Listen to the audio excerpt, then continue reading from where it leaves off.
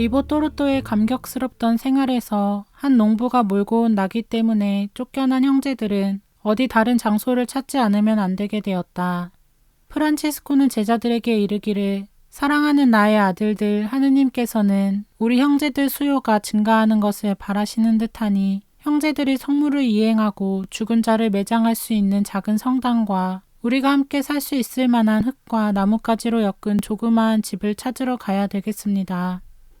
여러분이 동의한다면 나는 이 문제에 관하여 주교님에게 의논하러 가고자 합니다. 형제들은 찬성했고 프란치스코는 주교관을 방문했다. 그러나 구이도 주교는 빌려줄 집이 없다고 대답했다. 형제들의 수요가 많아져 가기 때문에 이제는 지난날처럼 여기저기 표박하는 생활은 더 이상 계속할 수가 없었다. 연구한 거처, 특히 작은 예배당이 필요했다. 다음은 성 루피노 성당의 평의원에게 편지를 써서 필요한 건물을 빌려달라고 청했으나 그것도 허락되지 않았다. 그러나 하느님의 도우심으로 전부터 프란치스코의 사람들에게 호감을 느끼고 있던 수바시오 산의 베네딕토의 수도원 원장이 이 작은 가난한 자들의 사정을 듣고 포르치움 꼴라의 성당과 그 부근 토지의 사용권을 영원히 프란치스코 형제단에게 내주었다. 그러나 프란치스코는 그것을 자기의 소유로 받고자 하지 않고 빌려 쓴다는 것을 확실히 하기 위해 해마다 생선 한 바구니를 임대료로 수사들에게 보내는 습관이 엄격하게 지키게 되었다. 이 성당 옆에 프란치스코와 그의 형제들은 나뭇가지를 얽고 또 흙을 잘 이겨서 나뭇잎으로 덮은 움집을 세웠다. 집더미가 침대였고 맨 땅바닥이 식탁이자 의자 역할을 했으며 나무 울타리가 수도원 단병 역할을 했다. 이것이 프란치스코에서 최초로 세운 건물이었다. 처음부터 있었던 한 무리의 제자들 외에 포르치움 꼴라에서 일단의 형제들이 새로 입회했으니 이들은 프란치스코의 새로운 세대들이라 부른다. 루피노, 마세오, 주니페로, 그리고 레오 등이다. 처음 제자들은 공동생활보다는 고독한 생활에 더 큰 비중을 두는 경향이 있었다. 그래서 실베스텔은 까르체리 동굴에서 기도하고 묵상하기를 좋아했다.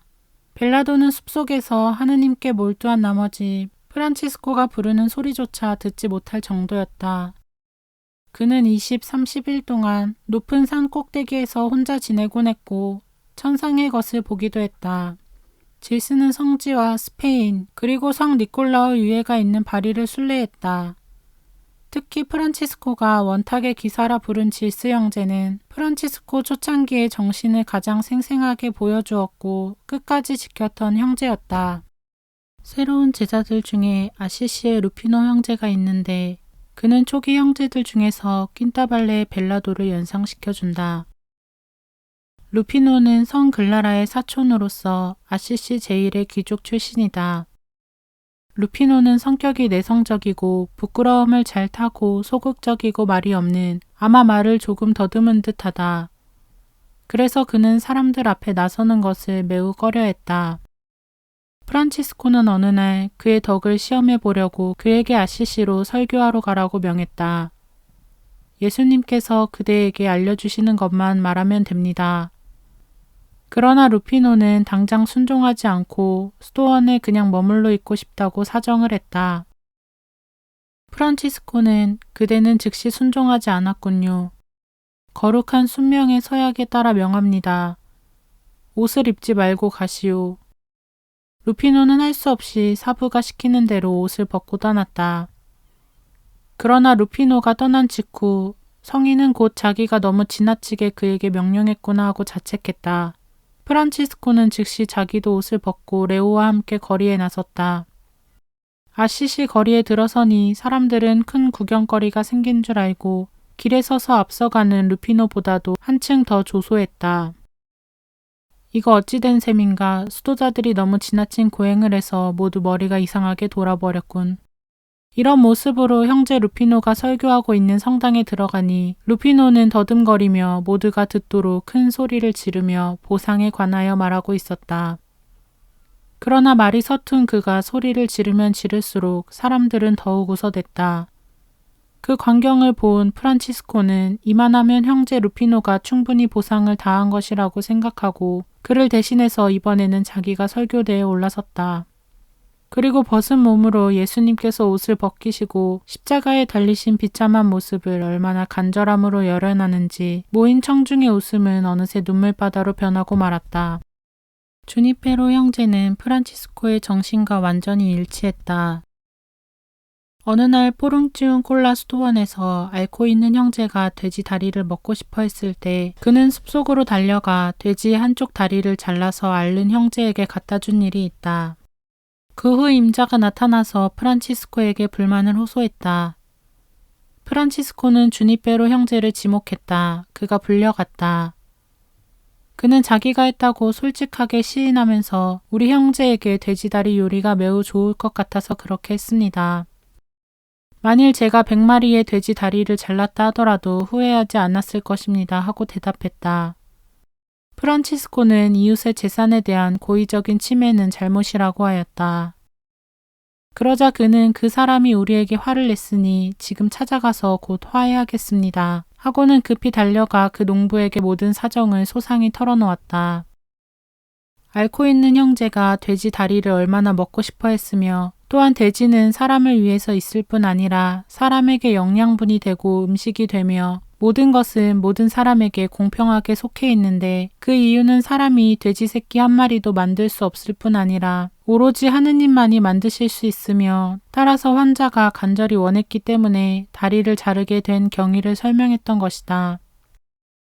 이 모든 이야기를 주니페로 형제가 성난 농부에게 하도 자세하게 또 정성껏 설명했기 때문에 그 농부는 모든 것을 이해하는 듯했고 또 돼지 다리 자른 일도 잊어버린 듯했다.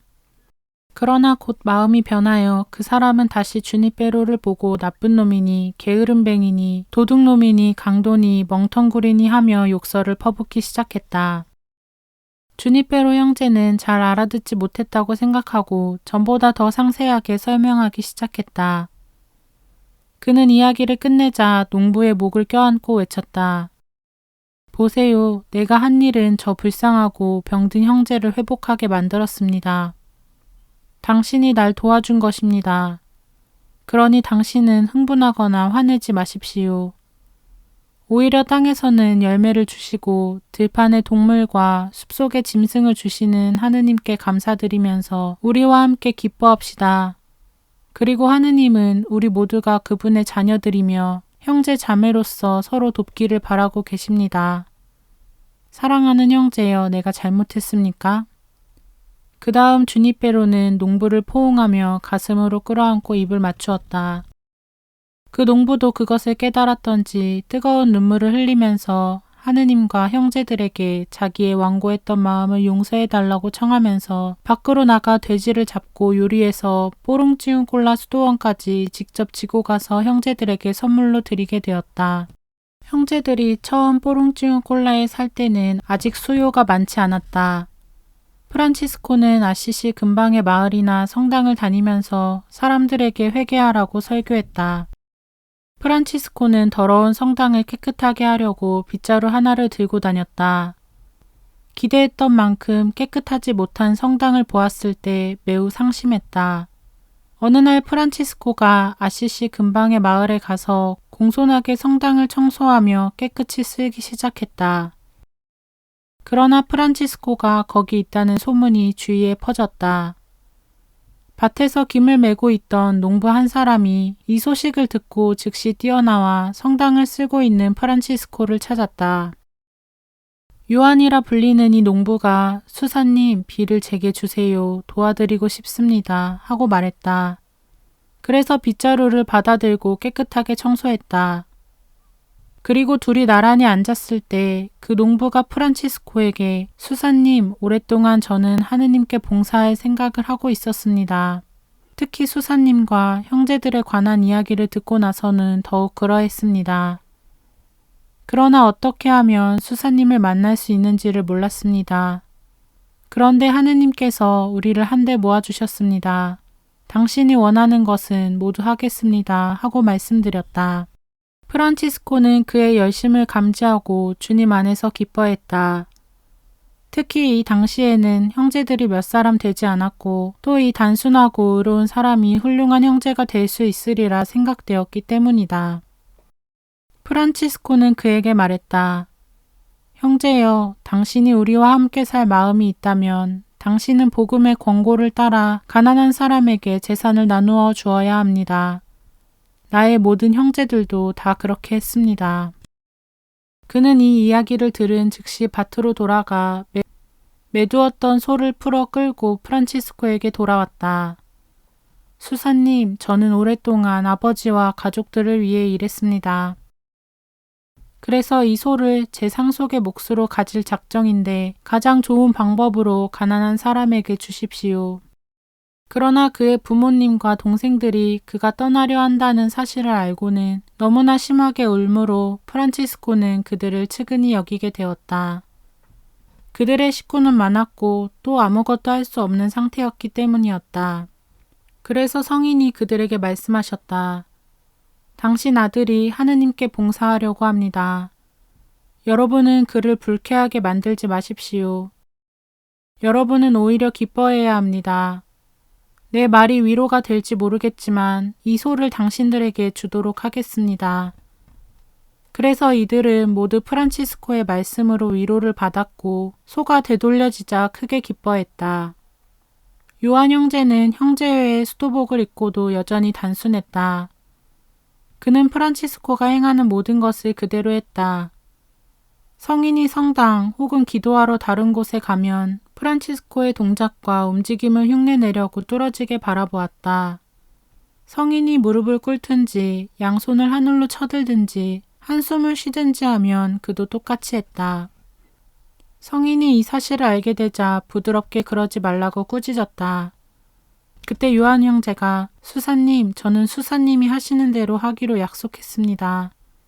그렇기 때문에 모든 점에 있어서 당신을 그대로 본받아야 합니다. 하고 대답했다. 작은 가난한 자 프란치스코의 모든 제자나 벗들 중에서 형제 레오는 프란치스코에게서 가장 사랑을 받은 사람이었다. 레오는 본래 사제였기 때문에 프란치스코는 그를 자기의 고해 신부와 비서로 삼았다. 프란치스코는 그를 부를 때 의도적으로 레오, 사자와는 반대 뜻인 하느님의 어린 양이라고 불렀다. 어느 날 프란치스코는 레오 형제와 함께 어떤 수도원에 갔는데 거기에는 성물일도 책이 한 권도 없었다. 아침 기도 시간이 되자 프란치스코는 레오 형제에게 이렇게 말했다. 형제여, 우리는 기도할 성물일도 책이 없습니다. 그러나 하느님께 찬미드리며 이 시간을 보내도록 내가 선창을 할 테니 내가 가르쳐주는 대로 후창을 하여 주십시오. 프란치스코 형제여, 너는 이 세상에서 수많은 악과 죄를 범했으니 마땅히 지옥에 떨어질 자니라. 그러면 레오 형제는 곧 답을 하십시오. 내가 지옥의 제일 깊은 곳에 빠질 놈인 것은 참으로 사실이니라. 주님의 이름으로 시작하십시오. 그래서 레오 형제는 비둘기처럼 순진하게 네, 알았습니다 하였다. 프란치스코가 시작했다. 프란치스코여, 너는 이 세상에서 수많은 악과 죄를 범했으니 마땅히 지옥에 떨어질 자니라. 그러자 레오 형제는 하느님께서 당신을 통하여 수많은 선한 일을 하실 테니 당신은 천국에 올라가실 것입니다 하였다. 프란치스코는 레오 형제여, 그렇게 말해서는 안 됩니다. 내가 프란치스코 형제여, 너는 하느님을 거슬러 수많은 죄악을 범했으니 너는 마땅히 하느님의 저주를 받을 자이다 라고 말하면 형제는 참으로 너는 저주받은 자들 속에 끼어있는 놈이다 하고 대답하여 주시오 하였다. 그러자 레오 형제는 네, 그렇게 하겠습니다 하고 대답했다. 성인이 눈물을 흘리며 깊은 한숨 속에 가슴을 치면서 소리 높여 하늘과 땅의 주 하느님이시여, 저는 이토록 많은 악행과 죄를 저질렀사오니 정말 당신으로부터 버림받은 자입니다 하였다. 그랬더니 레오 형제는 프란치스코 형제여, 하느님께서는 당신을 복된 자 중에서도 뛰어나게 복된 자로 만드실 것입니다 라고 응답했다. 프란치스코는 레오 형제가 번번이 자기의 명령과는 반대로 대답하는 것을 아주 이상히 여기며 형제는 왜 내가 시키는 대로 답하지 않습니까? 이번만은 정말 거룩한 순명으로 내가 가르치는 대로 답할 것을 명합니다. 이제 내가 가련한 작은 형제 프란치스코야, 하느님께서 너를 불쌍히 여겨주실 줄 아느냐? 너는 인자하신 아버지요, 온갖 위로의 하느님께 이같이 많은 죄를 지었으니 자비를 받을 가치조차 벌써 없어진 놈이니라고 하면 작은 양 레오여, 그대는 말하기를 너는 아무리 해도 자비를 얻을 가치가 없는 놈이니라고 대답하십시오 하고 타일렀다. 그러나 프란치스코가 가련한 작은 형제 프란치스코야 하고 읊자마자 레오 형제는 그 자비가 당신의 죄보다 무한히 더 큰 하느님 아버지께서는 당신께 큰 자비를 베풀 것이며 그 위에 더욱 풍성한 은총을 주실 것입니다 하고 대답하는 것이었다. 이 대답에 프란치스코는 마음이 좀 언짢아 왜 형제는 순명을 거슬러 벌써 몇 번씩이나 내가 명한 것과 반대로만 대답합니까? 하니 레오 형제는 겸손하고 공손하게 대답했다. 사부님, 하느님도 알고 계시지만 저는 매번 분부대로 대답하려고 마음먹고 애썼습니다. 그러나 하느님께서는 저로 하여금 제가 원하는 대로가 아니고 하느님이 원하시는 대로 말하게 하신 것입니다. 이 말을 들은 프란치스코는 이상히 여겨 레오 형제에게 진정으로 부탁하니 이번만은 내가 말하는 대로 대답해 주십시오 하고 말하였다. 레오 형제는 사부님 말씀해 주십시오. 이번에는 꼭 원하시는 대로 대답해 드리겠습니다 하고 말하였다. 그래서 프란치스코는 눈물을 흘리면서 가련한 작은 형제 프란치스코야, 하느님께서 너를 불쌍히 여기실 줄로 생각하느냐 하고 말하자 레오 형제는 여전히 당신은 하느님의 큰 은총을 받을 것이며 그분은 당신을 높이 들어 올리실 것이니 영원히 당신은 영광을 누리실 것입니다. 자기를 낮추는 사람은 높아질 것이기 때문입니다. 나는 이것 외에 달리 말할 수가 없습니다. 하느님이 내 입을 통해서 말씀하시고 계시기 때문입니다. 이처럼 성인이 겸손을 두고 다투는 중에 눈물과 영적 위안을 지닌 두 사람은 잠도 자지 않은 채 동터오는 새벽을 맞이하였다. 아시시 근방 마리냐누에 마세오 형제가 있다. 그는 스승의 중요한 여행에서 항상 수행했다. 프란치스코는 보잘것없는 사람에다 키도 작아서 모르는 사람들은 그를 거지로 취급했지만 마세오는 키도 크고 풍채도 멋지게 생겼고 달변이어서 다른 사람들과 곧잘 이야기를 나눌 수 있는 사람이었다. 어느 날 뽀릉찌운 꼴라 수도원의 숲속에서 기도를 끝내고 나오는 프란치스코에게 그의 제자 마세오 형제가 말했다. 왜 당신을 프란치스코가 형제여 그 말이 무슨 뜻입니까? 하고 물었다. 그러자 마세오 형제는 왜 세상은 당신을 따라가며 왜 누구나 당신을 보고 싶어하고 당신의 말씀을 들으려 하며 당신에게 순종하려 합니까? 당신은 미남도 아니고 학식이 별로 있는 것도 아니고 또 귀족도 아닌데 왜 온 세상은 그처럼 당신을 따르는 것입니까? 하고 말했다. 이 말을 들은 프란치스코는 환희 속에 넋을 잃은 듯 얼굴을 하늘로 향한 채 하느님께 몰두하여 오랫동안 서 있었다. 얼마 후 제정신으로 돌아온 프란치스코는 무릎을 꿇어 하느님께 찬미와 감사를 드린 다음 타오르는 열정에 넘쳐 이렇게 말했다. 왜 그런지 알고 싶습니까? 왜 그런지 알고 싶습니까? 모든 사람이 나를 쫓아오는 이유를 형제는 정말 알고 싶습니까? 그것은 온 세상에 있는 모든 의인과 악인을 내려다보시는 지극히 거룩하신 그분이 모든 죄인 가운데서 나보다 더 천하고 더 부족하고 더 큰 죄인을 보지 못하셨기 때문입니다. 하느님은 당신이 하시고자 하시는 그 놀라운 일을 위해서 그 이상 더 천한 피조물을 찾지 못하셨기에 나를 택하시어 이 세상의 존귀한 자, 아름다운 자, 강한 자, 지혜로운 자를 부끄럽게 하시고 그래서 만선만덕이 하느님께로부터 오는 것이지 결코 피조물에게서 오는 것이 아니며 누구도 하느님 앞에서 자랑할 수 없다는 것을 보여주기 위해서입니다. 자랑하는 자는 영광과 존귀를 영원토록 받으실 주 안에서 자랑할 것입니다. 로마에서 돌아온 프란치스코는 그의 사도적 생활을 시작했다. 특히 매주 토요일 밤에는 아시시 대성당 참사회원의 마당에 있는 밀실에서 기도하며 하룻밤을 새우고 주일날 아침이 되면 대성당에서 설교했다. 청중을 향하여 언제나 하듯 평화의 인사로 말을 시작하면서 그의 메시지 내용은 사람들 사이의 일치, 화합과 죄의 용서에 대해 언급했다. 청중은 설교를 들을 때 자기들의 범죄에 대해 두려움을 느꼈고 양심의 가책을 크게 받았다. 그의 부르짖음은 모든 사람이 누구나 회개하고 서로 사랑할 것을 명했다. 그것은 옛 예언자의 열광적인 부르짖음을 생각하게 하는 영혼의 절규였다. 마치 옛 예언자의 부르짖음에 대한 이스라엘 민족의 통해와 반응처럼 프란치스코의 설교도 영향이 커서 아시시 시민은 전율하고 정복되고 프란치스코의 의견에 따라 생활하고자 열망했다. 프란치스코와 그의 제자들이 가서 설교하는 곳곳마다 백성들은 열광했다. 이 같은 내용의 설교는 그 무렵에 적당한 설교였다.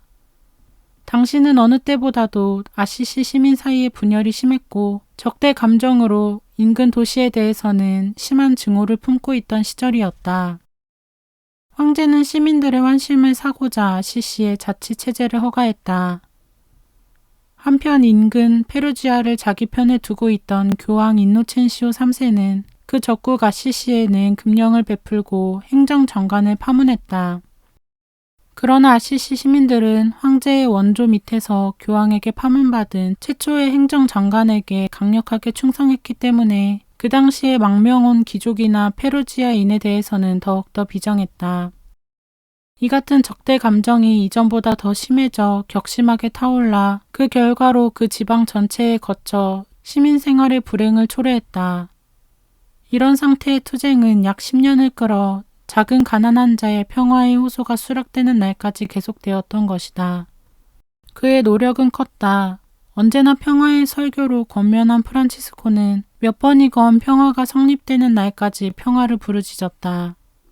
1210년 11월 9일 금요일 아시시의 귀족과 시민 사이의 화해 조약이 조인된 것은 실로 프란치스코의 덕택이라고 생각된다. 프란치스코는 대답했다. 형제 보나파르테여, 나는 내 주의와 방법대로 하고 그대는 그대의 방법대로 최선을 다해 요리합니다. 우리 둘 다 좋은 뜻을 품고 있는 것입니다. 그러니 하느님께서 우리들에게 갚아주시지 않을 리는 결코 없습니다. 한 번은 레오 형제가 먼 길을 가는 도중 병이 들었다. 바로 길 곁에 포도나무가 있었기 때문에 프란치스코는 들어가 포도송이를 몇 개 따서 아픈 제자에게 먹였다. 그 덕택으로 제자는 즉시 원기를 회복할 수 있었다. 그러나 포도원 주인이 이것을 알고는 울타리 뒤에서 나타나 프란치스코를 몽둥이로 때렸다. 성인은 늘 하던 대로 하느님께 감사했다. 이 여행 도중 그는 때때로 형제들을 뒤돌아보며 다음과 같은 즉흥 노래를 반복해 부르면서 웃겼다. 형제 레오는 배부르게 먹었으나 덕택으로 형제 프란치스코는 실컷 얻어맞았도다. 형제 레오는 맛있는 것을 먹었으나 형제 프란치스코는 그 때문에 모진 매만 맞았도다. 초기 형제들이 특히 즐겨한 일은 나병 환자의 시중이었다. 프란치스코는 귀족이거나 평민이거나 입회를 하면 누구나 나병원에 가서 일해야 한다고 말하였다. 프란치스코는 자기 자신이 먼저 실천하는 일이 아니면 남에게 권고하지 않았다. 그의 설교는 자기에게 허락된 사실과 일치했다. 악행은 회개하고 선한 행실을 할 것과 이웃과의 평화를 누리라는 것이었다. 그의 제자들은 아시시 마을이나 근방의 사람들이어서 그의 운동은 그 지방을 변목해 했다. 성직자로부터 평신도에 이르기까지 많은 사람들이 프란치스코가 걸어간 발자취를 사모하고 감화를 받아서 아시시의 사회상은 달라져 갔다. 그것은 프란치스코의 생활과 형제들의 경건한 모습과 설교의 영향이었다. 한 번은 프란치스코가 특별히 혐오를 느꼈던 한 나병 환자에게 대한 자기 태도가 그를 부끄럽게 한 것 같이 여겨져서 스스로 자기를 벌주었다. 그런데 야고보 형제가 그 나환자를 또다시 데리고 왔다. 프란치스코는 제자에게 그리스도의 형제를 여기까지 데리고 오면 안 된다고 하지 않았습니까? 하고 주의를 주었다. 그러나 이 말을 하는 순간 그는 나환자의 기분을 또 상하게 하지 않았나 걱정이 되어 수도원장 피에트로 데이 까타니를 찾아가서 저의 범한 실수에 대해 보상책을 주십시오 라고 했다. 피에트로는 당신이 하고 싶은 보상을 선택하십시오 라고 대답했다. 그래서 나환자를 멸시한 보상으로 식사 시간이 되면 프란치스코는 나환자이니 그리스도의 형제를 상자에 모셔 앉게 하고 나환자의 종기에서 진물이 흐르는 입을 댄 그의 컵으로 자기도 마시고 환자의 썩어 문드러진 손가락이 적신 그릇으로 자기도 밥을 먹었다. 1211년 사순절을 트라시멘의 호수에 있는 무인도에서 지냈다. 그는 그 섬에 혼자 있으면서 반 조각의 빵만 먹기로 했다. 처음에는 완전 단식을 하려고 하였으나 겸손한 프란치스코는 40일 대제 동안 모든 음식을 끊는다는 영예는 다만 40일을 단식하신 예수님께서만 얻으실 수 있는 것이라고 생각했기 때문에 반조각의 빵을 먹기로 한 것이다. 프란치스코는 1년에 40일 대제를 의무 이상으로 1년에 4번씩이나 부과했다고 한다. 거기다가 일반 교회의 사순절과 회칙에 명하는 것과 금요일 대제까지 드렸다. 합치면 평균에서 한 주에 5일 대제를 지킨 셈이다. 사순절이 끝나고 나서 프란치스코는 부근 지방을 편력했다. 사라센인들과의 계속되는 싸움에서 십자군은 그들 본래의 목적을 잃고 있을 때가 많았다. 그들은 성지탈환이라는 본래의 목적을 잃고 이교도와의 싸움에 공포심을 갖거나 혹시 이교도와의 전쟁에서 승리하면 우쭐대며 서로 자기네 이득을 도모하기 위해 몰두해 있었다. 또한 유럽의 기독교인들은 저희들끼리만 싸우고 있었다. 그러나 당시 사라센인들은 물결처럼 범람해 가고 있었다.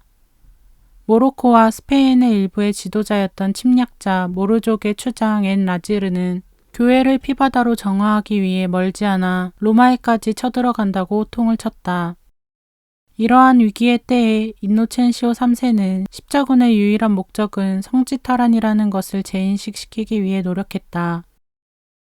이에 곳곳에서 어른이나 어린이에 이르기까지 모든 사람들이 성전에 참가하여 장차 있을 승리에 동참하고자 하였다. 이처럼 유럽 천지를 열병같이 휩쓴 성지탈환의 열심은 뽀롱지은 콜라에서 고요히 수도하는 형제들에게도 영향을 주었다. 프란치스코는 십자군의 힘으로 정복하지 못한 이교도들을 평화의 복음으로 정복하기 위해 출발할 계획을 세웠다. 그는 예수님의 복음으로 사라센 이교도들을 회심시키기 위해 형제 한 사람을 동반하고 시리아를 향하여 떠나는 배를 탔다. 그러나 불행하게도 바람의 방향이 역풍으로 불어 달마티안 해안에 상륙하고 말았다. 그 해에는 여행을 계속하려고 해도 배편이 없었다. 할 수 없이 이탈리아로 돌아가기로 결심하고 앙코나를 향하여 배를 타려고 했으나 배삭을 낼 돈이 없어 거절당했다. 그러나 때마침 어떤 친절한 선원의 묵인으로 배를 탈 수가 있었다. 그러나 항해가 순탄하지 않아 갑자기 풍랑이 일어나면서 그것과 싸우느라 노를 젓는 선원들이 먹지 못해 허둥지둥하는 것을 보고 두 사람은 자신들의 얼마 안 되는 식량으로 오병이어 불리듯 그들을 먹였다. 프란치스코는 실베스텔과 함께 스투카니로 가던 중 페루지아의 분쟁을 해소하고 코르토나에서 구이도 바뇨텔리를 입회시켰고 엘리아 보파로네도 이때 입회했다. 그리고 아레초와 플로렌스를 두루 다녔다. 이 마지막 도시에서 볼로냐 대학의 학자이며 재판관으로 유명한 법률가 요한 파레티가 입회했다. 프란치스코는 플로렌스에서 피사로 갔다. 거기서 나중에 형제의 총장이 된 안젤로와 영국 전교의 지도자가 된 알베르토가 입회했다. 그리하여 발데에사와 치유사 그리고 코르토나를 거쳐 1년 만에 아시시로 돌아왔다. 이미 말한 바와 같이 주교자에서 사순절 설교를 하기 위해서이다. 프란치스코의 여행 마지막 부분은 마치 개선 행진과도 같았다. 프란치스코가 시내에 들어서자 모든 종이 울렸으며 사람들은 빨마가지를 손에 들고 환영하러 나왔다. 그리하여 성대한 행렬을 지어 그가 항상 머물던 곳으로 갔다. 사람들은 빵을 가지고 와서 축성을 받았으며 유물로 보관하기도 했다.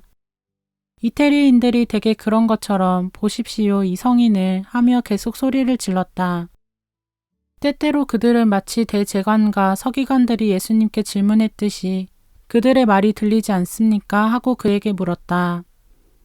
프란치스코는 자기에게 주는 존경과 영광은 마치 성당 안에 있는 상본이나 성상에 대해 표시하는 것과 마찬가지로 비유하여 대답하곤 했다.